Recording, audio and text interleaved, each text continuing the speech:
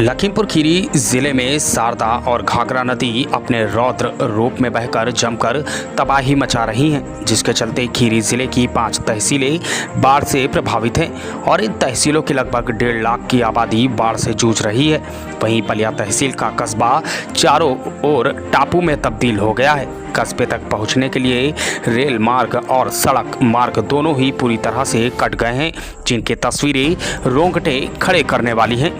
दरअसल लखीमपुर खीरी में पहाड़ों पर हो रही लगातार बारिश के चलते जिले में शारदा और घाघरा नदी खतरे के निशान से ऊपर बह रही हैं और लगातार बनबसा बैराज से पानी रिलीज किए जाने के बाद यह अपने रौद्र रूप में तबाही मचा रही हैं, जिसके कारण जिले की 5 तहसील पलिया, निघासन, गोला और धौरारा सदर तहसील के 1.5 लाख से ज़्यादा आबादी प्रभावित है।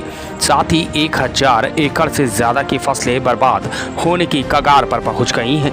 पलिया तहसील के कस्बे पलिया तक पहुंचने के लिए सड़क मार्ग और रेल मार्ग कट गए हैं, जिसमें 60,000 की आबादी तक प्रशासन को बचाव राहत पहुंचाने में खासी मुसीबत का सामना करना पड़ रहा है।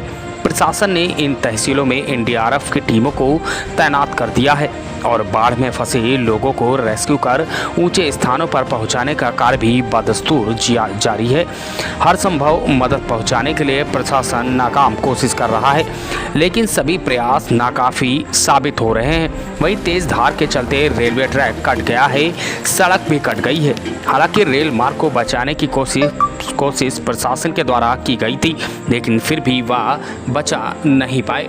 हालांकि जिस तरीके से बाढ़ का रौद्र रूप देखने को मिल रहा है, उससे कहीं ना कहीं सबसे बड़ा कारण खनन माना जा रहा है, क्योंकि खनन माफियाओं के चलते शारदा में जमकर खनन किया गया और खनन की वजह से शारदा अपना रूप बदल चुकी है और जिस तरीके से शारदा का पानी जा रहा था वो अब दूसरी ओर उसका रुख हो गया है, जिसके कारण वह जमकर तबाही मचा रही है।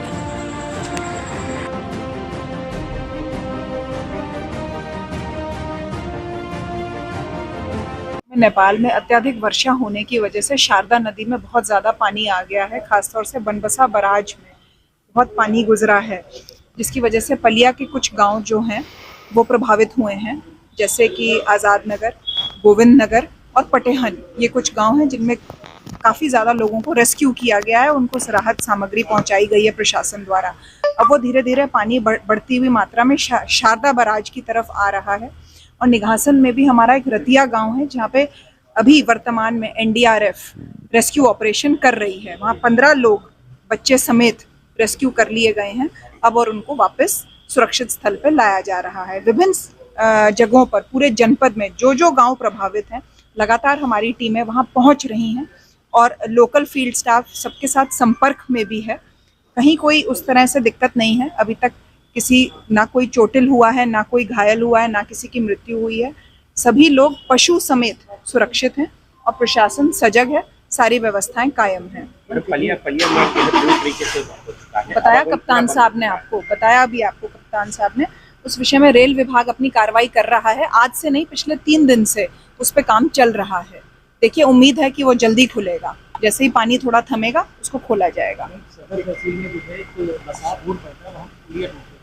और वहाँ पे मतलब प्रशासन अधिकारी भी नहीं पहुँच पा रहे हैं, क्या करेंगे? उसको हम तत्काल दिखवा रहे हैं, तत्काल